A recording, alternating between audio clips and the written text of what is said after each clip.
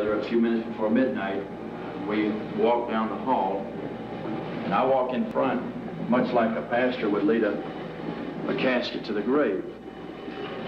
Sometimes I'll read a scripture, sometimes we'll walk in silence. One time we had a hymn playing. At this point, I stop and either shake hands with the condemned man, or I embrace him, or say a prayer to myself for him. And then he goes into the room, I go into the viewing room. At this point, there's a team of 12 correctional officers that has a designated task to do, which is to take off the leg shackles, the handcuffs, and prepare the inmate for execution. The inmate is placed into the chair, and the members of this execution team has a designated task to complete. The inmate is strapped into the chair, the leg irons are removed from him, the handcuffs are removed from him, and all the belts are checked and double checked. At that time, when everything seems to be in working order, all the correctional officers leave except 2. At this time I walk in and read the death warrant to the inmate. Once the death warrant is read to him, I ask him if he has any last statement. The last one was that he held no ill feelings toward me or any of the staff. He stated that he knew God, had found God, and knew God would protect him. At that time, I leave the room, I walk next door, where the commissioner's on the phone with someone in the governor's office. I ask him if there's been any last-minute stays.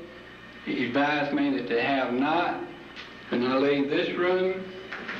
I come back into the death chamber. I advise the 2 officers to make the men ready.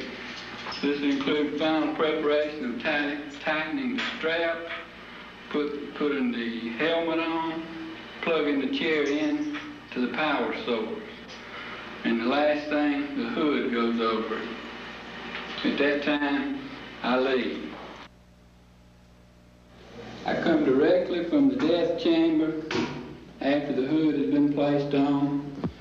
At this time, they're making last-minute preparations of the straps to be sure they're all tight. During that brief period of a few seconds, the equipment is engaged. This lever here is engaged. This one here is engaged, and so is this one. We wait until the last officer's out of the death chamber. At that time, he puts the ready sign in the little window. We wait for him to leave the death chamber and hear the door slam. An officer out here gives us a signal that it's ready. At that time, the switch is thrown.